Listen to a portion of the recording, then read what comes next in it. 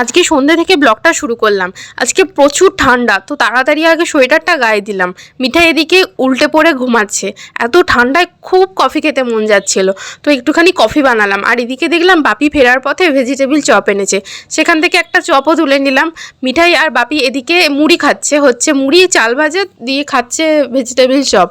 দিদিভাই এদিকে ফোন করেছিল, তো মিঠাই এখন ওখানে কথা বলছে দিদিভাইয়ের সঙ্গে। আর তোমরা তো জানোই যে মিঠাইয়ের শরীরটা খুব খারাপ, তো ওর এখন ইনহেলার চলছে, তো চটজলদি ওকে ইনহেলারটাও দিয়ে দিলাম। আর আমার রুমের মধ্যে সব থেকে মেসি জায়গা যদি কিছু হয়ে থাকে তো এটা হচ্ছে এইটা।